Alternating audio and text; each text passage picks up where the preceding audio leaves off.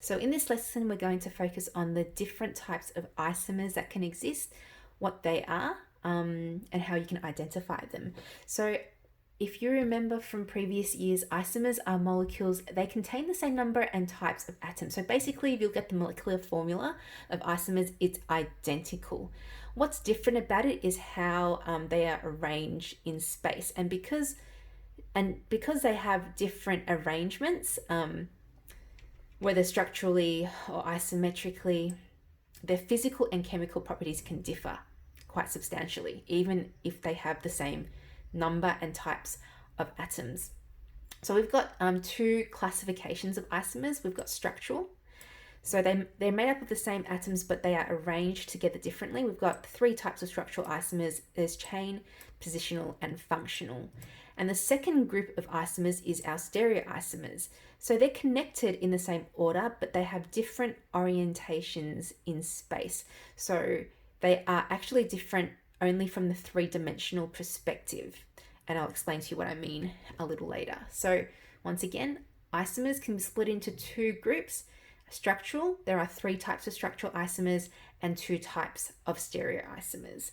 So let's start talking about structural isomers. We'll go through beginning with chain. So chain isomers are basically branching of carbon chains. So if you look at this here, what we've got in front of us, in fact, all of these molecules that you see, has the same molecular formula, C6H14.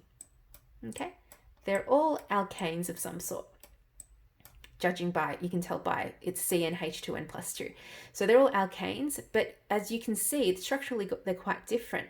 And we call them chain isomers simply because of the fact that we've got branching alkyl groups instead of one long chain. So we can have C6H14 in one long chain, or they can be branching. We could have multiple chains or even a longer chain in that case. So chain isomers, they have their own IUPAC name. So if you were to name this will be 1, 2, 3, 4 that would be a hexane. This would actually not be a hexane. This would be a pentane. It'll be 2-methyl pentane. And over here, this will be a pentane. It'll be a 3-methyl pentane. And over here, this isn't even a pentane anymore. It's a butane. It'll be a 2,2-dimethyl butane. So the name is completely different, even though each of these molecules contain exactly 6 carbons and 14 hydrogens. So that's chain isomers for you. Okay, so when we get branching, we can vary structurally what it looks like, but they still contain the same constituents. We also have things called positional isomers. So when we're talking about positional, we're actually talking about the position of the functional group. So its location might be different. So but1ene and but2ene, okay, so they're both butene. They both contain exactly one double bond, and they contain the exact same number of hydrogens. However, its location is different. This one is located on carbon number 1, whereas here it's located on carbon number 2. So the position of the functional group in this case is different. And it's not just your double and triple bonds, it's your other functional groups like your aldehydes and your ketones and you name it, alcohols, whatever. Down here, we have the exact same scenario. So we have an alcohol. This is butan-1-ol, and here is butan-2-ol. Okay, just because the position of the functional group is different. So they're called positional isomers. Okay, so let's have a look at these two here. And can you figure out what kind of isomers the first two are? Now you might be thinking, oh, they look like positional. They're actually not isomers. They're exactly the same molecule. It's just how we've drawn it. If you look at it, both molecules are ethanols, and the hydroxyl group is on both cases attached to carbon number 1. Okay, it's still carbon number 1 no matter how you look at it.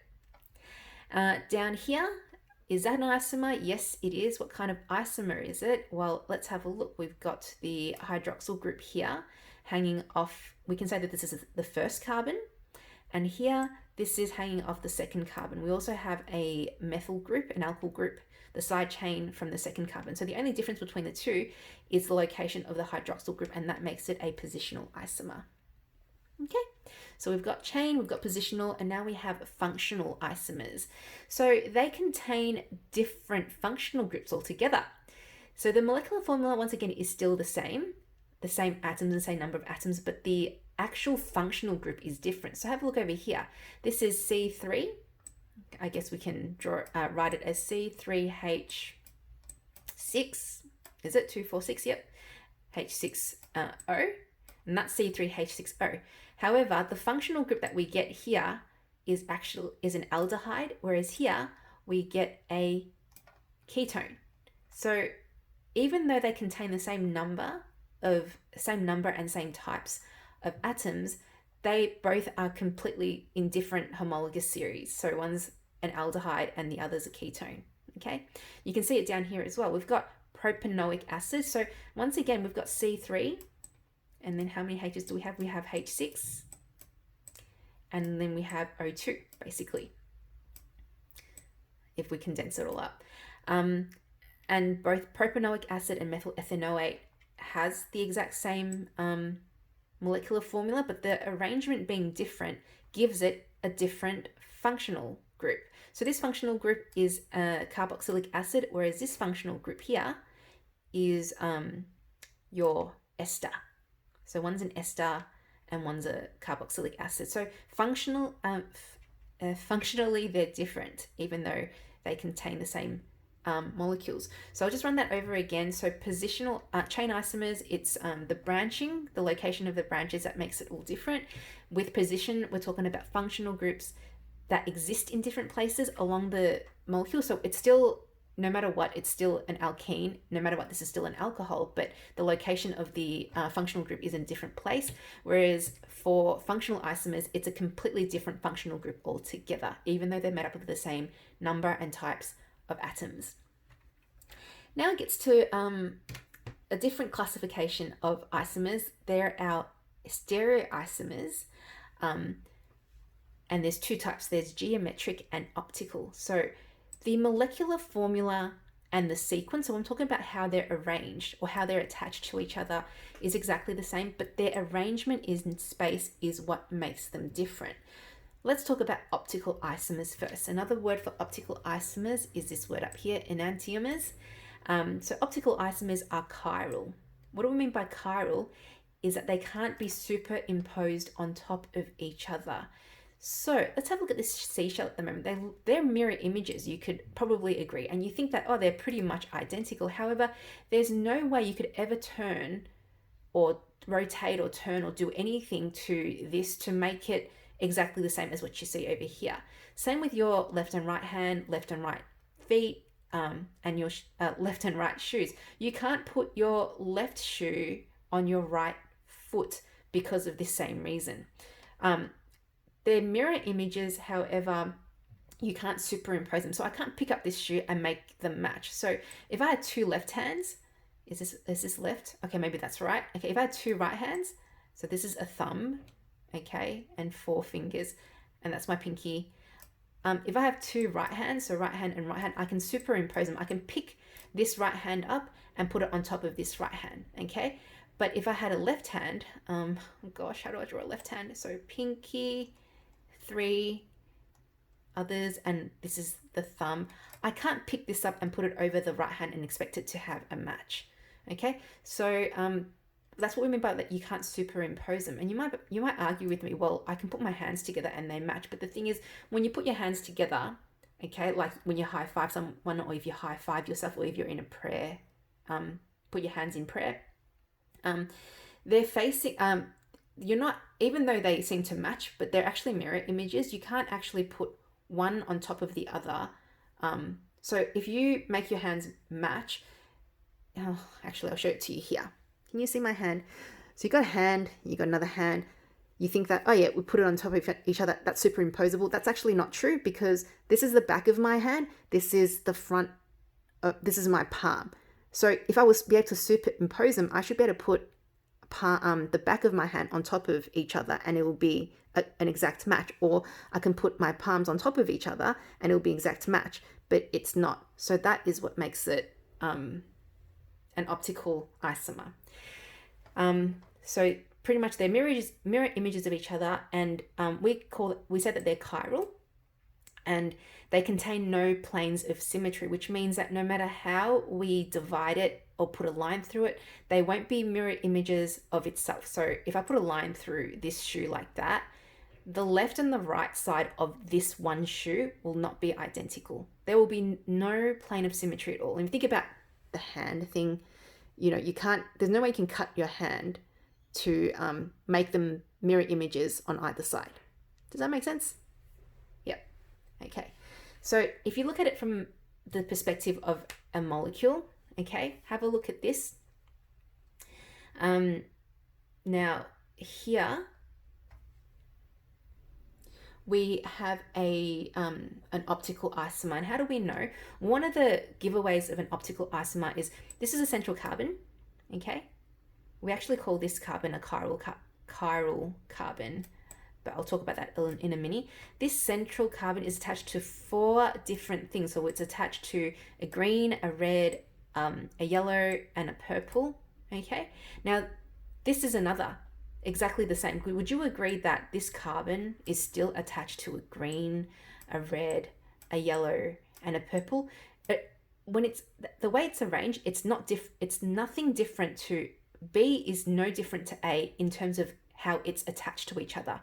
However, you can't superimpose B on top of A or A on top of B. There's no way you can pick up this and put it, no matter how you rotate it or do anything, you'll never be able to match the green with green, the position of the red with the position of the red. Now, if you have a look over here, I've rotated, this A has been rotated so that the red and red matches, but the yellow and purple, they never ever match. And you can't match them no matter what unless you actually pull it apart.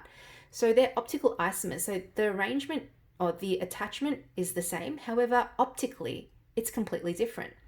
And so you know whether an optical isomer is an optical isomer based on the fact that if you look at the carbon and the carbon is attached to 4 completely different things, then you can definitely get an optical isomer with it because there's no planes of symmetry, okay, for it.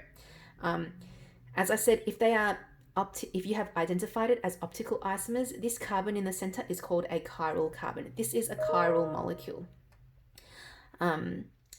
Now, if 2 or more of what carbon is attached to is the same, then they are achiral, which means they are not chiral. So it's just chiral with an A at the front, which means they can be rotated and superimposed on top of each other. Let me elaborate over here. Okay, so at the top, see this molecule? So this is a chiral carbon with a star. I don't know why I drew over it, but yeah, with a star, because it's attached to 4 different things, attached to a hydrogen, a fluorine, a bromine, and a chlorine. Now, the mirror image of it is B, okay? Would you agree it's the mirror image? Yes, it's a mirror image. Now, the mirror images of each other, you can't superimpose no matter how much you rotate it. So if I rotated A, so A has now become this A over here. It's the same thing, but we've just rotated it. We cannot put one on top of each other. You can see, just like the one before, the F and the Br, bromine and fluorine, will not be able to, they're not in the right position, okay? So they're structurally the same, but optically they're different. Down here is another story. So the top here is chiral. This is a chiral molecule, and the central carbon is called the chiral carbon, okay? This one down here is an example of one that is not chiral, so we call it achiral, and the central carbon does not have a special name. It's not an achiral carbon. This is just an achiral molecule, and any molecule with 2 or more of the same thing attached to that central carbon makes it superimposable. So if you have a look over here, so this is A, B is a mirror image of A, and as soon as we rotate A, we can actually superimpose them. A and B are exactly the same, so optically the same.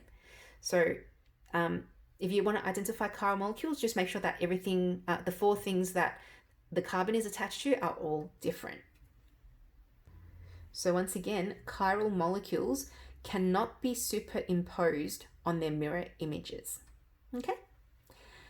And next type of isomer is your geometric isomer. We spoke about this already earlier on. We have our cis and trans, and remember, cis and trans only exists for when there are double or triple bonds. Down here is not a true cis or trans molecule because there's free rotation about the single bond. If you have a single bond there, on each side they're able to freely rotate, so they're not locked in place, so you can't say that they're cis or trans. So make sure that to identify, you can't actually name an alkane a cis or trans alkane because they just simply don't exist because of the free rotation. However, because if you have a double or triple bond, you've locked the carbons in place. They can't actually twist or rotate along here. So remember what I said last lesson or last time? We have if you have the two things on the same side, we say that it's cis, and if one is on the other side, that it's almost like they've switched teams, we call it trans. Okay, let's have a look over here. So this is actually not a geometric isomer. Okay, have a look here. There is no cis or trans. This is not a cis nor a trans. If bromine was down here, okay, we can call it if this bromine up there was down here, where the H is, then we can say it's cis. Or if the bromine was if this bromine ended up there instead, then it would be trans. But in this case, it's not. So this is not actually. There will not be a geometric isomer for this arrangement, this molecule here. It's just not possible. Now, a true cis or trans is what we see here. So they're either both on the same side or they are diagonally like this on different sides. Okay, so this is 1,2-dibromoethene.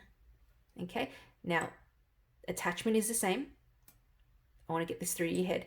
The attachment structurally, how it's joined together, is exactly the same.